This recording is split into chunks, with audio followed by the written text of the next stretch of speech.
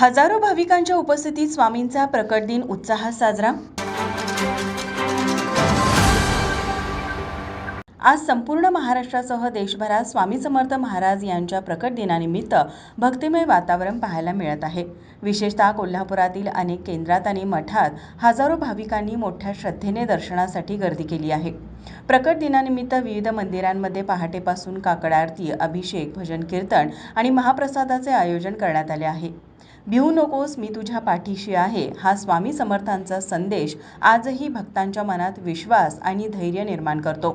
आज प्रकट दिनानिमित्त सर्व मंदिरांमध्ये छान सजावट करण्यात आली होती। अगदी शिस्तबद्ध आणि शांततेत लोकांनी स्वामींचं दर्शन घेतलं।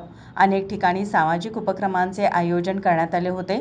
आज अनेक मंदिरांमध्ये महाप्रसादाचं आयोजन करण्यात आलं होतं। याचा अनेक भक्तांनी लाभ घेतला। भक्तांनी सोशल मीडियावरही स्वामींच्या विचारांचा प्रसार करत प्रकट दिन साजरा केला। दरम्यान प्रशासनाकडून मंदिर परिसरात सुरक्षा व्यवस्था ठेवण्यात आली असून भाविकांना शिस्तबद्ध पद्धतीने दर्शनाची सोय करण्यात आली।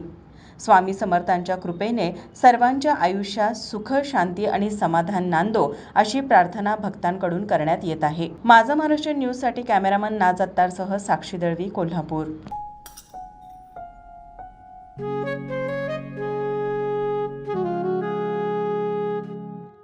बाबा, आज येताना बासुंदी घेऊन या ना। अगं, कालच आपण आईचा वाढदिवस होता म्हणून आणली होती ना। ऐकलं, गोकुळची बासुंदी पुन्हा खावीशी वाटतेय। खरं सांगू, मलाही खावीशी वाटतेय।